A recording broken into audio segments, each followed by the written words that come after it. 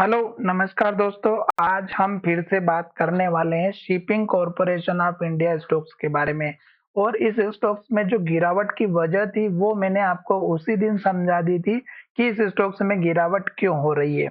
इस स्टॉक्स में गिरावट हुई है इस कैंडल की वजह से, और इसी कैंडल के दिन इस स्टॉक्स का रिजल्ट भी आया था और इस स्टॉक्स में लो के पास क्लोजिंग हुई थी और इन्वर्टेड हैमर बनी थी। वॉल्यूम के साथ स्टॉक्स में ट्रेडिंग हुई थी और मैंने पूरे अच्छे से समझाया भी था कि एक दिन पहले भी वॉल्यूम सेम टू सेम देखने को मिला, पर स्टॉक्स में बाइंग हमें अच्छी खासी दिखाई दी और हाई के पास क्लोज हुआ।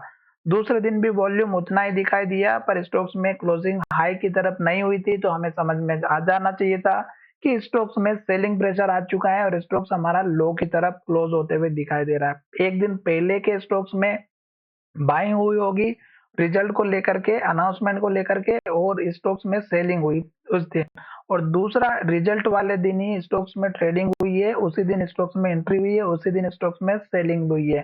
तो ये दो तीन रीजंस होते हैं। अगर आप वॉल्यूम, कैंडल, चार्ट पैटर्न को समझेंगे तो आपको अच्छे से समझ में आ जाएगा। और मैंने आपसे ये कहा था कि स्टॉक्स का इस कैंडल का हाई और इस कैंडल का हाई, ये आपका मेजर सपोर्ट लेवल बनता हुआ दिखाई देगा। और अगर स्टॉक इस लेवल को तोड़ेगा तो फिर स्टॉक्स का सपोर्ट लेवल इस कैंडल का लो और इस कैंडल का लो दिखाई देगा, जो लगभग 246 का है। अभी स्टॉक्स में जो एक के बाद एक रेड कैंडल बनी, लो बना, तब तो आपको किसी भी स्टॉक्स में एंट्री नहीं लेना है।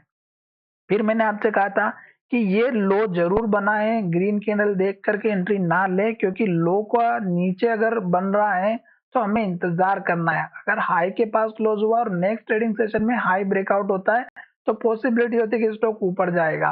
पर दूसरी कैंडल देखिएगा, जहां से ओपन हुआ वहीं से गिरावट आई। मार्केट में गिरावट बजट की वजह से भी थी, आप सभी को पता होगा। और आज भी मार्केट में गिरावट थी। तो कल भी स्टॉक्स ने रेड कैंडल बनाई, आज भी स्टॉक ने रेड कैंडल बनाई। कल की जो क्लोजिंग थी उसके नीचे क्लोज हुआ है। अब स्टॉक इसी सपोर्ट वाले एरिया पे खड़ा है, जो लगभग 289 का हाई है और आज का लो 289 का लो है।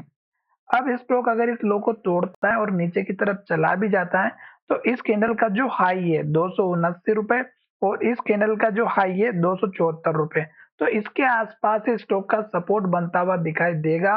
रेड कैंडल में एंट्री नहीं लेना है। आज वॉल्यूम इतना नहीं दिखाई दिया है जितना स्टॉक्स में हमें गिरावट में दिखाई दे रहा था कल के दिन।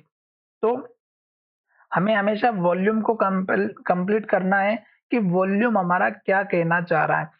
साथ ही स्टॉक्स में जो कैंडल बनती है उसके अंदर आज के दिन बाइंग एक्टिविटी हुई है या सेलिंग एक्टिविटी है, वो सब चीज हम आपको नेक्स्ट वीडियो में बताएंगे। अगर आपको समझना है कि इस कैंडल के अंदर जो यहाँ पे नीचे जो वॉल्यूम आपको दिखाई दे रहा है, लगभग यहाँ पे अगर आप देखेंगे 8-9 मिलियन का आसपास का दिखाई दिया है।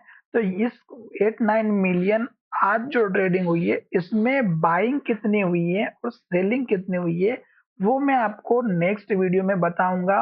और उसमें मैं आपको समझाने की कोशिश भी करूंगा, क्योंकि यहाँ पर अगर आप देखेंगे तो मुझे यहाँ पे पूरा डेटा मिलता है और ये एक सॉफ्टवेयर है, इसके थ्रू मैं इस स्टॉक्स में काम करता हूँ, किसी भी स्टॉक्स में। तो चलिए वीडियो को यहीं विराम करते हैं। अगर आपको वो चीज समझना है तो कमेंट करके बताइएगा, मैं आपको किसी एक दिन शानदार वीडियो बनाऊंगा उस स्टॉक्स के ऊपर।